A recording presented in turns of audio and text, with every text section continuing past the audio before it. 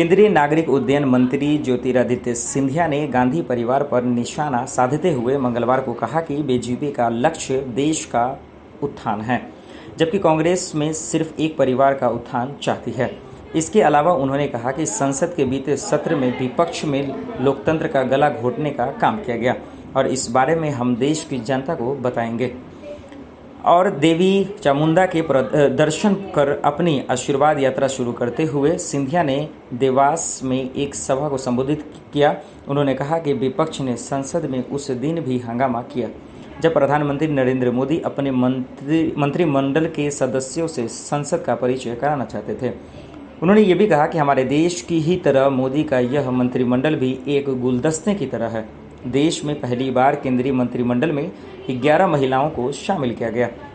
इसमें अनुसूचित जाति के 12 सदस्य, पिछड़ा वर्ग के 27 सदस्यों, अनुसूचित जनजाति के 18 सदस्यों को शामिल किया गया है।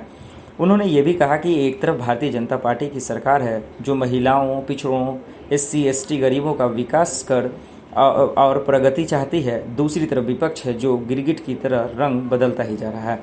साथ ही आपको ये भी बताते चले, गांधी परिवार पर निशाना साधते हुए सिंधिया ने यह भी कहा, बीजेपी पूरे देश का उत्थान चाहती है और कांग्रेस सिर्फ एक परिवार का उत्थान चाहती है।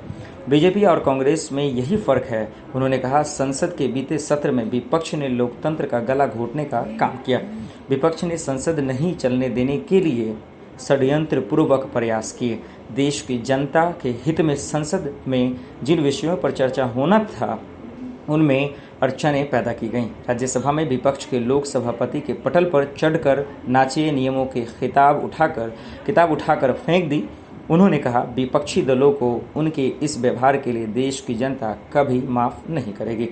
आखिर में सिंधिया ने यह भी कहा कि कांग्रेस और विपक्ष के लोगों से यह कहना चाहता हूं कि अगर वे यह सोचते हैं कि मोदी जी उनकी इन नाइंसाफ़ी के आगे झुक जाएंगे तो इन्हें इसका जवाब देश की जनता और बीजेपी जरूर देगी। उन्होंने ये भी कहा कि प्रधानमंत्री नरेंद्र मोदी ने यह तय किया है कि केंद्र सरकार के सभी मंत्री देश के कोने कोने में जाएंगे और जनता का आशीर्वाद लेकर विपक्ष की एक करतूत के बारे में जानकारी देंगे। मोहम्मद आसिफ की रिपोर्ट, SPN9 न्यूज़।